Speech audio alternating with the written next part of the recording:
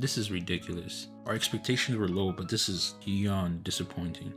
So Rockstar Games just announced that they will be releasing Red Dead Redemption on PS4 and the Switch, but it's not a remake, it's not an improvement, an enhancement, just a port, a regular ass port.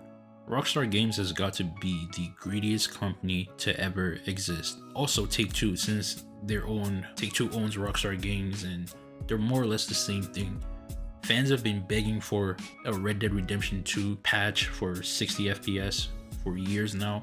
No answer, nothing. What does Rockstar decide to do? Okay, let's release Red Dead Redemption 1 on, we thought it was going to be PS5. Well, essentially it will still be PS5 since PS5 can support PS4 games, but it's not really going to matter when it's not an improvement. There's no graphical enhancement, it's just a straight up port. The reason why this upsets me so much is because Rockstar Games is going to get away with it again, like they always do with the release of the definitive edition San Andreas, GTA 3, that whole mess.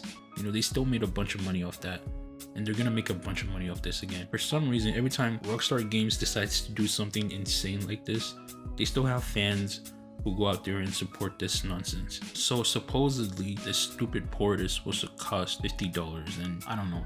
If you're paying $50 for a game that is 13 years old, I mean, you need to be slapped. I'm sorry. This is ridiculous. If you have $50 to spend on this game, honestly, you should just find a used PS3 or a used Xbox 360 and just buy a local copy of the game, maybe through whatever local marketplace that you use, or use eBay. Honestly, like, so on eBay it looks like for a PS3 and the game, it should be around 120, which is more than the 50. But I mean, come on, you're getting a whole console and you can just buy the game used from someone else, and you don't have to support Rockstar Games and whatever BS this is. At this point, Rockstar's goal seems to be, how can we put in the least amount of effort with the maximum amount of profit? It's like they just don't care anymore. And things like this is why I felt for a while, and I've been saying for a while, I'm not as excited for GTA 6 as many people are. I mean, it's definitely going to be a game-changing, a groundbreaking game. Like, it's going to be a big deal, and you know, I definitely will probably purchase that. But if we can take a look at what GTA 5 Online has become, it's just a money grab now. Shark cards are literally the only way to survive in this game. If you're playing this game for the first time in 2023, you're out of luck. Like, everybody's just way above your skill, and it's gonna take forever to catch up. And then you have like the flying bikes and whatnot.